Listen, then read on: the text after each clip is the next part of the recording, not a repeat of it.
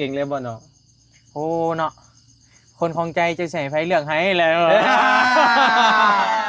เสียบ่โดยรวมแต่ไพ่อาจสิมีครั้งแรกเนาะแต่ก่อนตะกี้ก็บ่เคยมีบ่โอ้มีข่อยบ่ครั้งแรกฮะมีหยังแหละมีเจ้าว้าวเต็มปากแน่มีหยังครั้งแรกมีเจ้าปีอยู่ฮักแรกว่า2 ปีแล้ว2 ปีที่เจ้าปานเนาะอันตั้งใจบ่เรียนต่อบ่น้องหรือว่านี่หรือว่ามีอุปสรรคบ่มีอุปสรรคในด้านเรียนเลยได้โอกาสท่องอีกแต่ว่าบ่เอาโอ้บ่เลือกได้ตัวเลขตำรวจเคยได้ตัวเลขตำรวจลุงเกียมไว้ให้แล้วสิเอาจะเข้าตำรวจแล้วแม่นบ่เป็นได้คือบ่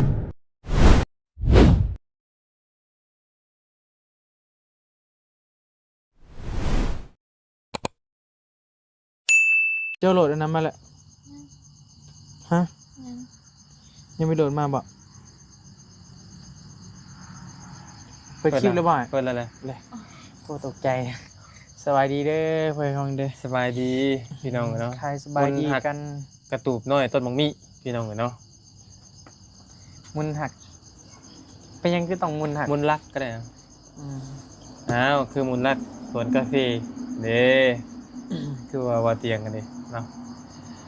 พี่น้องเลยพอดีต่อกันอีกรอบนึงพี่น้องเนาะก็คือมาร่วมยินดีน้ำน้องโบวี่พี่น้องเลยที่ได้ยินดียังไงนะเอานี่แล้วนี่ไอ้ลงไอ้แฟตแก้วยินดีน้ำงานดองซะเนาะ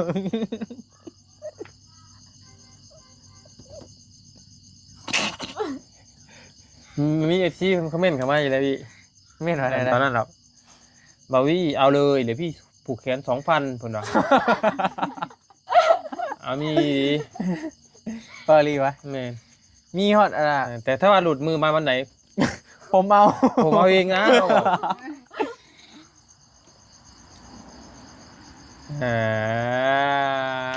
โทรหาเอ้ยบ่เป็นจังได๋ไม่ได้โทรศัพท์เพิ่นบ่ว่างกล้าว่ามื้อใดเพิ่นสิได้มาได้ถามกันอยู่บ่สุดไลน์แม่โทรมีแต่แม่จะถามเนาะพี่น้องเอ้ยเนาะพอดีทั้งน้องปัดชัยกับน้องวิวนี่มันบ่อยู่พี่น้องเอ้ยไปโดยขอนแก่นพาแม่ไปตรวจสุขภาพยังบ่ทันได้มาอยู่ส่วนอยู่พี่กับทั้งน้องบี้พี่น้องเอ้ยดูแลแทนดูแลไผบางเทื่อต้องดูแลโบแล้วเห็นบ่ดูแลหัวใจได้อยู่หยอดทีละหน่อยเนาะยังโบใช้จับขึ้นมาเบิ่งดูนะให้เป็นเบิ่งดูจับมาเบิ่งดูสีชมพูพี่น้องเลยทำมาแอปเปิ้ลนี่คือตระกูล iPhone บ่ตระกูลของเรา2 คนบ่โอ้วันนี้มีแต่เวียนมาหาเจ้าของเนาะแมน iPhone จะเลือกเองกับมือได้บ่นี่โอ้เนาะคนหูใจก็หูอยู่แล้วเราหมักตัวนี้เด้จะมักฉี่ยังจะเป็นคนเลือกเองเลยบ่เนาะโอ้เนาะคนของใจจะใส่ไฟเลือกให้แล้วเสียบ่โดยรวมแต่ไพ่มักชีมผู้อยู่บ่หรือว่านี่แหละมาข่อยบ่สั่งเลยโอ้หมอนี่โอ้ยสั่งเขายังอะเลยสบายดีสั่งดิคุณว่าเนี่ยบัตร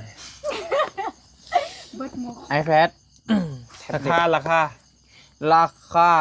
10,000มีแต่นี่บ่รวมเบ็ดเซ็ตเลยเอาเฉพาะ iPad ก็ได้16,900 บาท16,900 บาทตีไป17,000แล้วเนาะโดยเฉพาะเราโทรศัพท์ล้วนๆนี่บ่โดยแล้วก็อีกอย่างนั้นน่ะเคส850 บาทพี่น้องเอ้ยตีเป็นเงินไทยเนาะฟิล์มกันแตกกังหาอีกรวมกัน3-400บ่ฟิล์มประมาณนี้400กว่าบาทกับ500บ่แม่นแห้งเนี่ย ตกเป็นทั้งหมดทั้งเบิด18,000 18,000ตีกลมๆ 18,000 17,900 17,900ตีเป็น18,000ก็แต่นักอยู่เนาะ นักอยู่ คุณสมบัติของมันในการใช้งาน คุณสมบัติ อ่าเอามาเน้นเรื่องใช้งานอีกอย่าง ถึงวันเฮียน เปิ่นบ่เฮียน ที่ว่าเพิ่นเน้นใช้งานกันนะมีแต่บทเรียนนี่บ่เหมาะกับตัวนี้บ่ จะมีหลายอย่าง อย่าเบิ่งแต่บทเฮียนเด้อเบิ่งหัวใจข่อยไว้นำแน่ โอ้ยโอเคเนาะเพลงเติบเนาะโอเคแต่ว่าเป็นเคสใส่เนาะมีถูกสุดตัวบ่นี่หรือว่าเพลงชุด แม่นรุ่นน่ะสุดแล้ว อืม เป็นอย่างนั้นนี่นะ เคยเครื่องโบเคยมีบ่แต่ว่าสิมีครั้งแรก บอกเลยครั้งแรก สิมีครั้งแรกเนาะแต่ก่อนตะกี้ก็บ่เคยมีบ่โอ้โห มีข่อยบ่ครั้งแรกฮะมีหยังล่ะ มีเจ้า เอ้ย ว้าวเต็มปากแน่ มีหยังครั้งแรก มีเจ้า ฮักเลขบ่นี่น้องโบฮักเลขของเจ้าบ่ บ่แม่นดอกบ่แม่น อย่าบีบอย่าบีบ บ่บี บีบนะ ไม่ใช่แนวทาง บีบนี่ฮักเลขของ สี เจ้า บัว บ่ สีบัว น่าโอ้ยนิดนึง สีบัว ฮักเลขบ่ฮักเลขบ่ เนี่ยตอบ ฮะ ตรง ตรง ๆค่ะกันบอก คนที่99 ๆว้าวบ่โอเคเนาะถือว่าฮักเลขกันแหละเนาะ แม่นบ่ ฮักเลขกันแหละ รักแรกมันลืมยากสั้นเอาเขาเรื่องเลยเอา โรงเรียนจะอยู่ไสถามน้องโบก่อนนิดนึง เมียนเหรออยู่อันที่ว่าอะไรวะ เอาชื่อว่าอะไร มันอธิบายยากเหรอมสอ อยู่มสแถวอันนี้บ่โรงงานโรงเรือนนี่บ่ แล้วค่อยนะ อันแถวนี้มันสิโรงงานนิคอน อืม โรงงานนิคอน เขาก็บอก โรงงานนิคอนอยู่เสียวะ นี่เขาใส่เบิ่งเด้อโรงงานนิคอนเด้อ ป้าทุกคนโอ้ เอาเบิ่งอันนี้ก็ได้บ่ เห็นได้ จันทร์เทียมบ่ เด้นี่มันเห็นทั่วโลกนี่นะเวลาเขาก็ซูมเขานี่เวลามันก็สิเป็นนี่เส้นทางเด้คือแบบแผนที่เดี๋ยวจะเอาไปนะ เห็นเบิด ห้องเจ้าเฮียนจักคนเนาะ 40ปลายเนี่ย 40ปลายคน ป้าย เนาะ อืม แล้วก็เฮียนได้ที่เท่าไหร่เจ้าตา จะกลางๆเหรอ ได้ที่หนึ่งอยู่บ่ บอก เคยได้ที่หนึ่งอยู่บ่ เลยบอกแน่ๆเลย น้องอันถนัดวิชาหยังถนัดของเจ้าแบบถนัดหรือว่าเรื่อง มันเสมอ เสมอไปเนาะ ผมได้ถนัดเบิดถนัด อืมแต่ว่ายังบ่เคยได้ที่หนึ่งเนาะให้เป็นหัวหน้าห้องเคยเป็นหัวหน้าห้องปะ บอกว่าเคยเป็น บ่เคยเป็นหัวหน้า แต่ ห้อง มึง มีแต่โม หัวหน้าครอบครัวได้ใครเป็น หยอดอีกแล้วให้โทรมาดิเอาไว้เนาะหยอดอีกแล้วหยอดทีละหน่อยเนาะบี้เฮียนท่าไสเจ้าพรไส มาเจ็ดไอ้ มเจ็ด อืม โรงเรียนที่ว่าอันโบเฮียนนี่บ่ แม่น จบแล้วบ่มเจ็ดนี่ จบอยู่ จบแล้วเนาะ อืม จบเรียบร้อย จบเก่งได้ไง จักปีแล้วจะเรียนจบมา 2 ปีวะประมาณ2 ปีแหละ 2 ปีที่จบมาแล้วเนาะ อืม อันตั้งใจบ่เฮียนต่อบ่น้องหรือว่านี่หรือว่ามีอุปสรรค บ่มีอุปสรรคในด้านเรียนเลยได้โอกาสทองอีก แต่ว่า บ่เอา อ๋อ บ่เลือก ได้ตัวเลขตำรวจ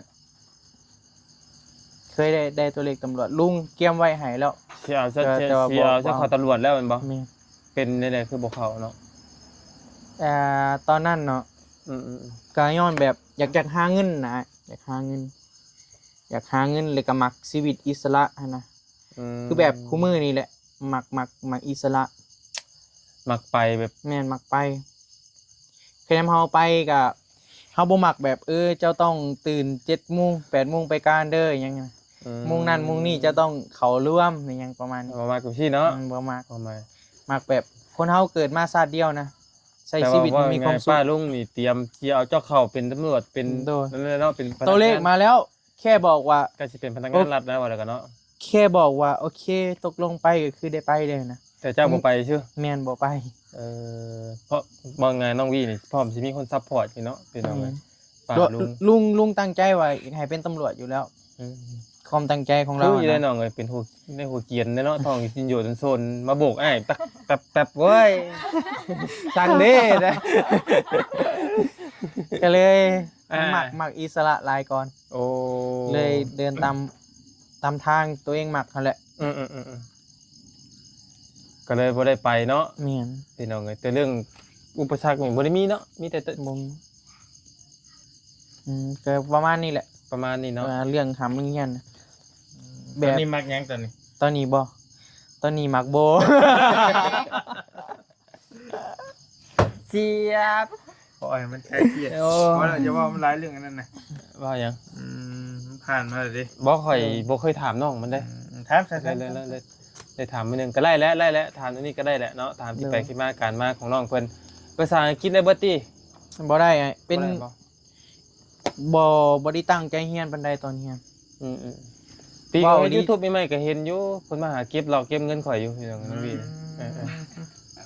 ดื้ แทบ ลื้อได้ แทบสิบ่เข้าห้องเลย ดื้อได้หมอนี่ ดื้อ แล้ว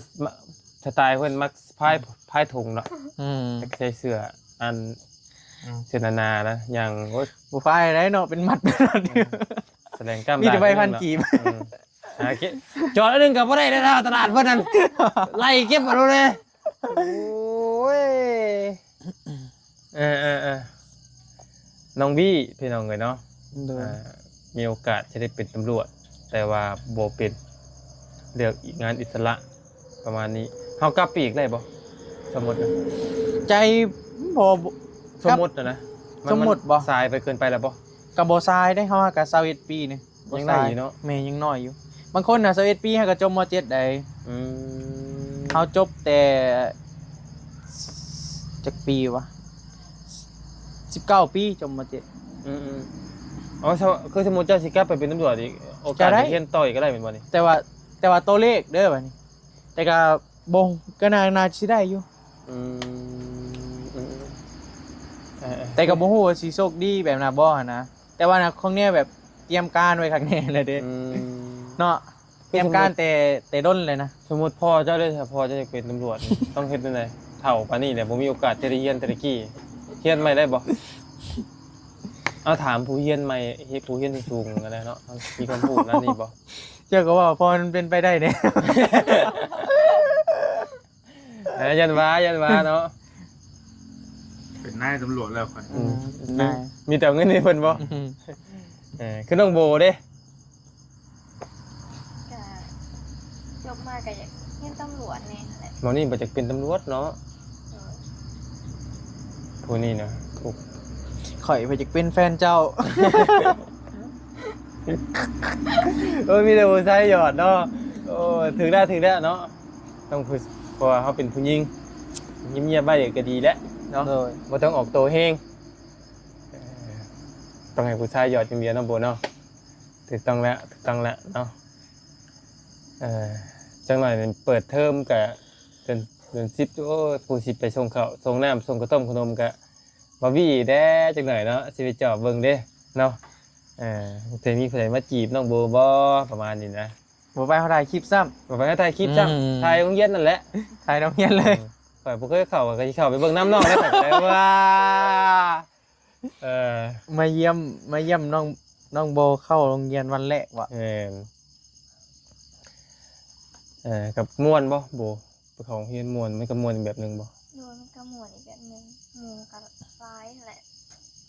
ให้เลือกอยู่กับโรงเรียนกับอยู่กับข่อยตัวในหมวนก่อนกัน ฮะเราก็ต้องได้คิดไว้นะ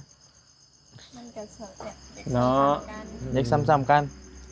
อยู่ข่อยมันเป็นอะไรอันรู้สึกแนวใด รู้สึกยังไง แฮปปี้ แฮปปี้ แฮปปี้ แอนดี้ แอนดี้ หมู่ โอ้ย ห ยา มู่ ว หลายเนาะอยู่เงียนเนาะหมู่หลายเคยโดดเทียนว่าเนาะยันบ่คือมีสมัยยันคือสมัยใช่ไหม บางเทื่อก็แบบเขาของบ่ทันก็เพิ่นบางเทื่อก็เพิ่นบ่อนุโลมบางเทื่อเพิ่นก็อนุโลมอยู่ เข้าห้องบ่ทันนี่เป็นไร แบบอาจารย์เพิ่นสิเข้าก่อน ต้น แบบคล้ายๆช่วงเช้าบ่คือช่วงเที่ยง ตอนใดก็ได้เบิดไหน ตอนเช้าก็มีตอนเที่ยงก็มี อืมก็เพิ่นเฮ็ดอะไรเพิ่นฮักเฮาบ่ได้ว่าต้องโทษเฮาแบบใดฮักคะแนนบ่ได้ว่าจังได๋ บางถ้าเพิ่นอนุโลมเพิ่นก็เตือนพร้อมหน้ากับให้มาไวกว่านี้ อืม แต่ไอ้บี้นะให้อภัยเจ้าได้เสมอเด้อ ครั้งแรกมันคือสมัยเฮาอ่ะมีแต่สมัยมีแต่โหลดเรียนไปที่โหลดขึ้นต้นมะขามพวกต่างกันอยู่บ้าน ยิ่งกับผู้ชายมันก็ต่างกัน มันก็บ่คือชุมเฮาเรียนตะกี้ติเนาะ แม่นแหละ ตะกี้ชุมเฮาเรียนตะกี้มันดื้อดีได้เนาะ ดื้อ อันนี้อยู่ในระบบระเบียบ รุ่นเฮาอะคำฮู้สุดแล้วรุ่นเฮา อืมอยู่ในระบบระเบียบของครูเนาะ โอ้นี่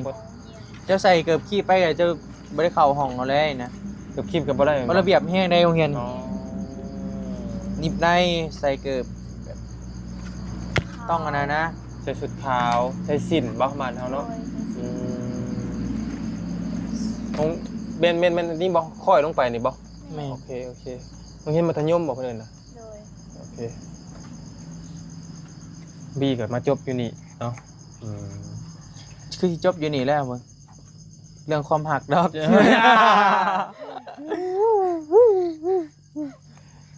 อันเดียวกันบ่นี่อยู่นี่กับ โดยโรงเรียนเดียวกันกับใบเตย แต่เป็นคนละห้อง โดย ไปพร้อมกันก็มือได้เนาะบัดเวลานัดกันไปก็มือเนาะมื้อใดเข้าไปโรงเรียนเนาะโอเคพี่น้องเอ้ยเนาะมีแต่ว่าดีมกดีใจนำในหลายทาง iFat พี่น้องเอ้ยเนาะบ่ยาวก็บ่เคยใช้จักเทื่อก็แต่เกิดมาแต่ท้องพ่อท้องแม่เลยพี่น้องเอ้ยเนาะอยู่นำบอดี้ตอนนี้จักสิแม่นให้ ดีของเขาดี ต้องตั้งไอดีก่อน เบิ่งเจ้าได้ตั้งใจก่อน ไอ้แฟดกันเอิ้น เอายังจ้ะ ไอ้แฟตเดอะแฟต บดีแล้วพี่น้องเด้อ เลยเฟซก็คือหนังนั่นแหละว่าจบแล้วเหรอวะ เดอะแฟตบ่ จบแล้ว มันคือบ่มีอีพีต่อไปเนาะม่วนมันในหนังนี่ มานั่งนี่มันก่อนโบบี้มันก่อน ตอนนี้ซีรีส์บ่มีคักบ่เนาะ เออ มันโหลดแล้วต้องใช้อันนี้ ผูกกำกับ มันต้องใส่ไอดีด้วยจะมีไอดีก็ผูกเขาเลยก็โหลดเลย จะมีไอดีตัว iPhone เจ้านะใช้ไอดีเก่าก็ได้ มีบ่เจะเฮ็ดไว้บ่ ก็บ่ได้ โอเค เบิ่งแล้วตั้งใจกูชิมเจ้าอีกเลยผู้เจ้าของเลยเหมาะกับเจ้าดีเลย แม่นแหละมันใหญ่เนาะ มันใหญ่เหมาะกับคนตัวใหญ่นะ แม่นล่ะ เอาเบาอีกดีตั้งใจดี ปล่อยมันระดับผู้บริหารอยู่แล้ว แหมเธอเสียอยู่โกนในเด้อหนวดน่ะเด้อ แต่แล้วสิไปได้สวยโอ้ย เจ้าก็อย่าว่าสิเล่าเลยกูว่า เป็นซูมได้กี่เบิ่งคือซูมเบิ่ง เบ้อแล้วตายต้นขี้ยาแท้ ว่าแบบคอมเมนต์เอาซิมาเจ้าคอมเมนต์นะ เฮ้ยเสพบ่ ไอ้เนี่ยมันต้องมีไอ้ เฮ้ยไอ้นี่เสพหรือเปล่าบ่ชัดเนาะ มันใหญ่เดียวอะเนาะ โอ้เจ้าบ่เห็นผู้ข่อยตะกี้เบิ่งข่อยสิเดินให้น้องโบเบิ่งก่อนจะบ่วีเบิ่ง ผมแดงเอาว่ะ สมัยอ้ายอีกแล้วมาอีก ผม แล้ว แดง ทำไมเอาต่างเว้ากับน้องเพิ่นเด้อพี่น้องเอ้ยเนาะต่างบ่มีน้ำเว้าเลยนึงต่างเบิ่งข่อยเห็น ผมเนาะ ข่อยเห็นสาบุญบ้านนาเซ่ลงอยู่ หูบเจ้าวะ แม่นๆแล้วฮูบ อันนี้ก็จอยได้ตะกี้เนาะ 6 ปีโอ้โกเพิ่นได้ติ่งหนึงเรื่องจอย เดฟบ่ แต่เราบ่ได้เล็บเพื่อน เรียบว่าสิสู้ใคร เราจอยธรรมชาตินั้นอ้ายบัดจอย นี่ คลิปให้ บอลลี่สายบุญ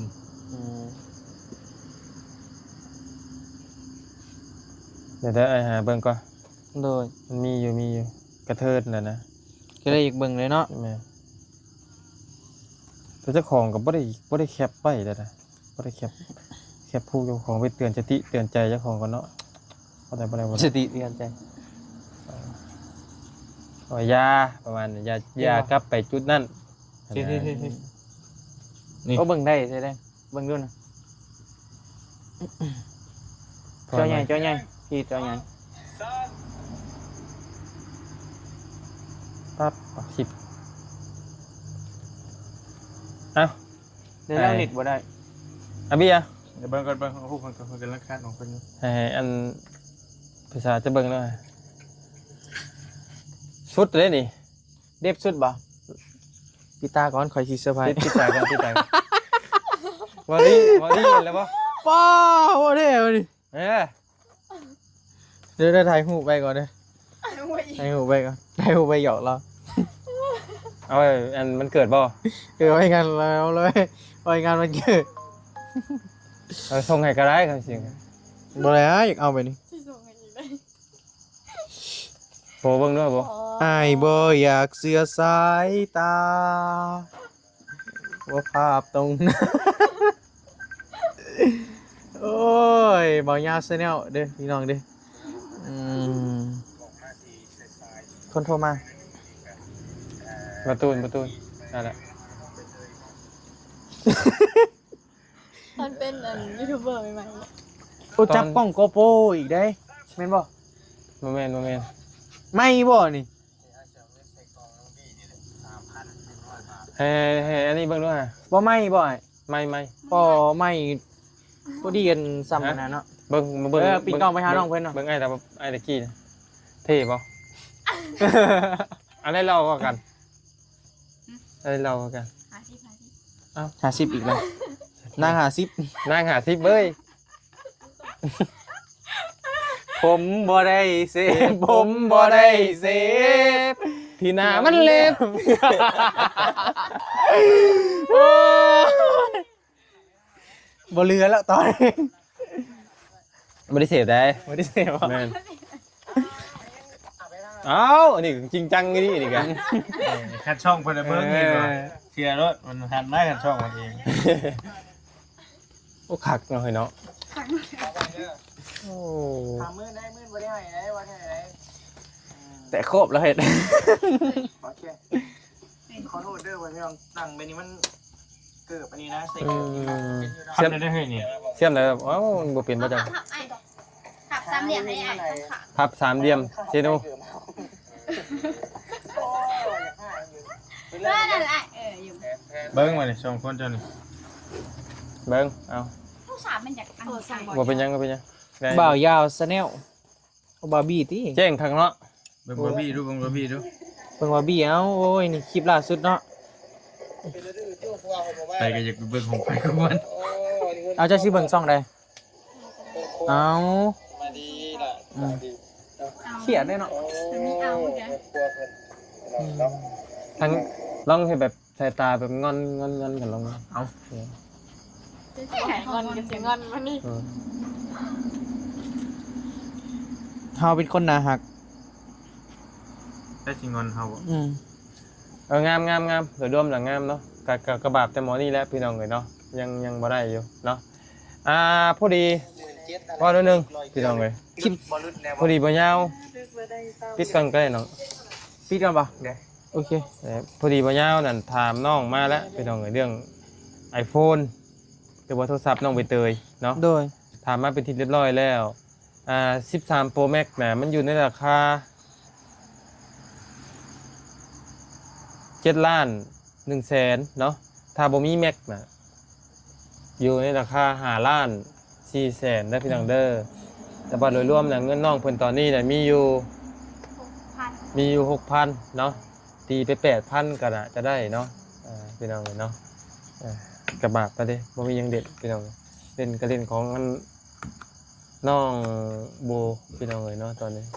ก็อดเอาแล้วน่ะเด้อเนาะขอเล่นน้ำหมู่เด้อครับบ่มีเนาะถือว่าขอเล่นน้ำเอื้อยเพิ่นก่อนก็ได้เนาะ เปิดได้บ่นี่ เปิดได้โอเคพี่แต่อาจสิจบคลิปแล้วเนาะ อ่า จังว่ากันอีกรอบนึง เอานี่แหละว่าช่องเฮาเลยเนาะ ก็ให้เบิ่งก่อน เบิ่ง คลิปเซอร์ไพรส์อยู่ที่ช่อง Barbie Channel เด้อไว้พี่น้องเด้อ มา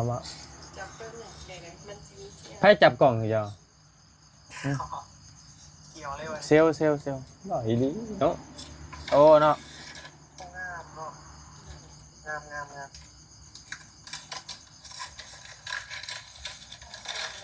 อันนี้เป็นสีบัวเป็นสีที่ว่าง ามเนาะ ขึ้นอยากได้เลย อืม แสงมันขึ้นได้จำนั้นบ่ เดี๋ยวไปขอทอนเงินก่อนเด้อ อายเด้อ ข่อยขอโทษเงินคือโอ้ยอะไรก็ เอ้ามียังยี เอาโอเคแหละเนาะได้แหละทางว่ากันอีกรอบหนึงพี่น้องเนาะปวดหัวเจ็บหัวดิ เจ็บมวย อยู่ดีไม่แห้งบักทุกคนทุก สบายดีเด้อ สบายดี